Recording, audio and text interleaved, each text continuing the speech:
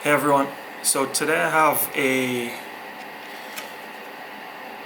utility knife I'd like to do a review on. This is from OLFA. The OLFA Corporation was started in Japan in 1956, and I have the classic model with a limited lifetime warranty. Now this model is made out of ABS plastic. It has a stainless steel blade, a pocket clip, and most importantly, automatic locking. Now it's already open because I did a video, but I didn't like the way it came out, so I decided I'll do it over again. The OLFA Corporation actually invented the snap-off blade. So let's take a look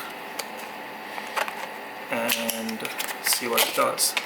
I'm also going to demonstrate several different types of materials this blade cuts or is capable of cutting. So we'll see how that goes. Now, looking at the blade itself, it has a ratcheting system as you retract it, and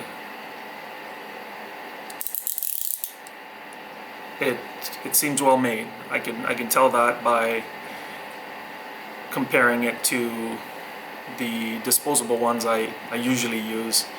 I figured I'll give this one a try. Now it measures about 5.5 inches and about 3/8 of an inch thick.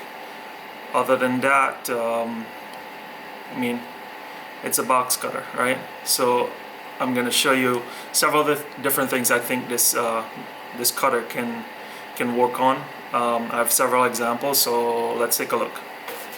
So first up, I have this thin cardboard, crafting, whatever. So that cuts well. No real force using that. I also have the number one thing, right? This is cardboard from a packaging box. So, and I taped it together. So let's see how it cuts tape. Now, I mean, no problem. Cardboard makes easy work of it. So yeah, that's not a problem at all. I also have taped duct tape. This is again very easy. Even going through, yeah, it makes easy work of cardboard. This is a laminate type cardboard. It feels like it has a waxy coating on it, and I'd say that cuts very easily as well. Let's just move that out of the way. Let's try something that you don't normally cut with a box cutter, but maybe some people do. Plastic. This is just a regular sandwich bag, so I think that works very well. Let's see here. Paper, something everybody uses to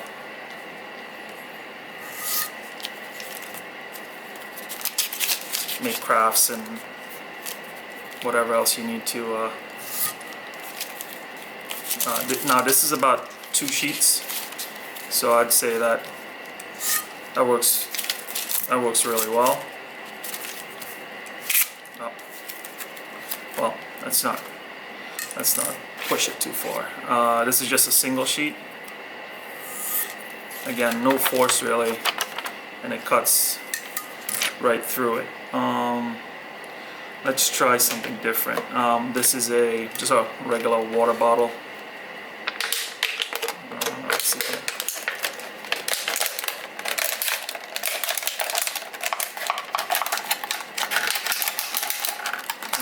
Very easy. Not too bad actually. Let's try something like this is an eraser, so a little more tough. So let's see here. I mean, this actually cuts like mozzarella, but you can't eat that, right? I have this is a leather cord. Very easy. Not that you have to force it or anything, but yeah, that works well too. And let's see what else I have. Rubber band.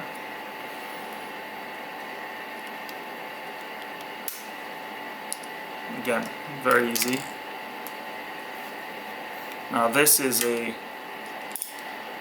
cork from just a wine bottle. Can't see why you would want to cut cork with a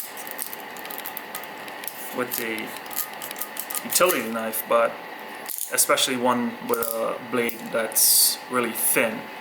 And these are snap-off blades, so you don't want to make the mistake of forcing it and snapping a blade off or a piece of it.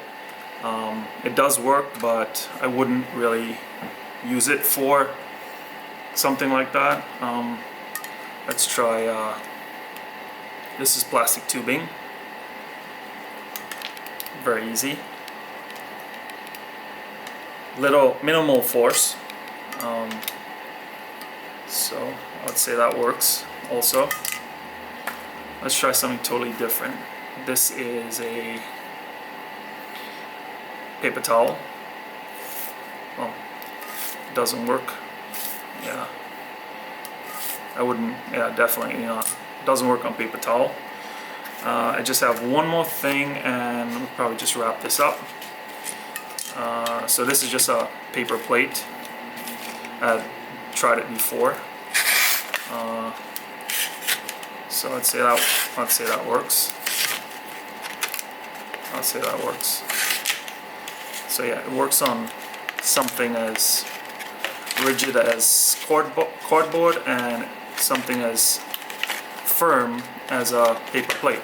So putting that aside, I will say that this is definitely an upgrade to the cheaper disposable utility knives. One of the things I noticed though is the locking mechanism. It doesn't retract while you're using it, as you're putting force onto whatever you're cutting, but it doesn't have a locking mechanism that keeps it in the holster, if you will. And having a pocket clip, I mean, it makes sense if you want to carry it around in your pocket, but with this being so easy to push out, it's sort of a downside. Now, I wouldn't carry this around in my pocket, just because I actually just use it for opening boxes and whatnot.